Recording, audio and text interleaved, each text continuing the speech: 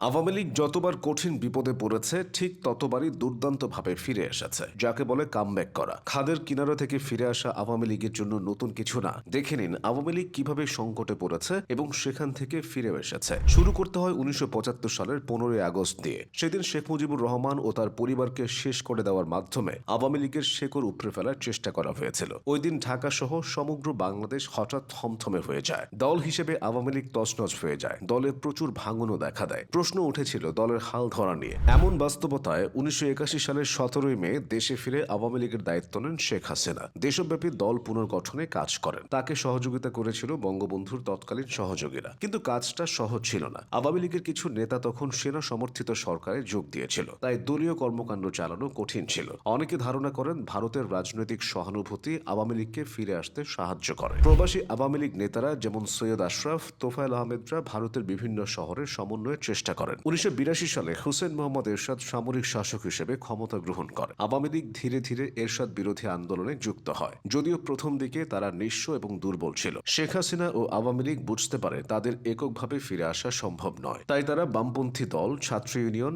নাগরিক সমাজ ও পরে আরও কিছু জোটে যুক্ত হয়। ৮০ ও ৯০-এর দশকে আওয়ামী লীগের বহু নেতাকর্মী কারাবরণ করেন, পুলিশের হাতে হেনস্থার শিকার হন। এতে আওয়ামী লীগ নিয়ে সাধারণ মানুষের মনে সহানুভূতি তৈরি হয়েছিল। ১৯৯০ সালে এরশাদের পতনের পর গণতান্ত্রিক নির্বাচন হয় ১৯৯১ সালে। নির্বাচনে আওয়ামী লীগ হারলেও এটি ছিল তাদের ঘুরে দাঁড়ানোর প্রথম ধাপ। ১৯৭৫ থেকে ১৯৯১, ১৬ বছরে দলটি দুর্দান্তভাবে ঘুরে দাঁড়ায়। পূর্ণ শক্তিতে ফিরে আসে ১৯৯৬ সালে। ২১ বছর পর তারা রাষ্ট্র ক্ষমতায় ফিরে আসে। শেখ হাসিনা হন প্রধানমন্ত্রী। বঙ্গবন্ধুর বিচার প্রক্রিয়া শুরু হয়, কিন্তু ২০০১ সালের নির্বাচনে আওয়ামী লীগ আবার হেরে যায়। এবারও তাদের কপালে বিপর্যয় নেমে আসে। ২০০১ থেকে ২০০৬ সময়কালে সারা দেশে আওয়ামী লীগের উপর ব্যাপক অবিচার হয়। বিশেষ করে ২০০৪ সালের হামলা ছিল আওয়ামী লীগকে শেষ করার দ্বিতীয় প্রচেষ্টা। দলীয় নেতাকর্মীরা সেদিন মানব ঢাল তৈরি করে শেখ হাসিনাকে বাঁচিয়ে রেখেছিল, কিন্তু রাষ্ট্রপতি জিল্লুর রহমানের স্ত্রী আইভি রহমান সহ ২৪ নেতাকর্মী নির্মমভাবে প্রাণ হারান। আহত হওয়া ৫ শতাধিক নেতাকর্মী এখনও যন্ত্রণা নিয়ে বেঁচে আছে। এই ঘটনার পর আওয়ামী লীগ মামলা করতে গেলে মামলা নেওয়া হয়নি বলে অভিযোগ আছে। উল্টো বিভিন্ন সময় পুরো দায় আওয়ামী লীগের ওপরই চাপানো হয়েছে।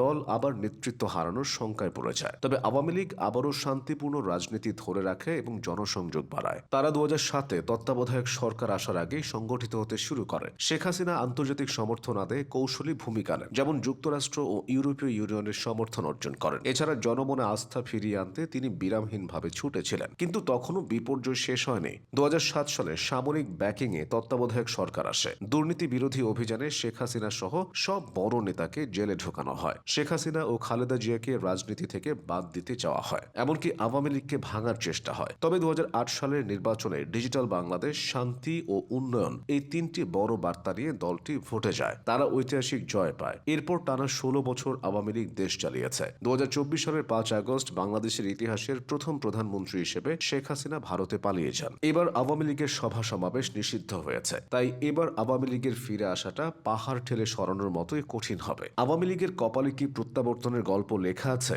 সময় সব বলে দেবে।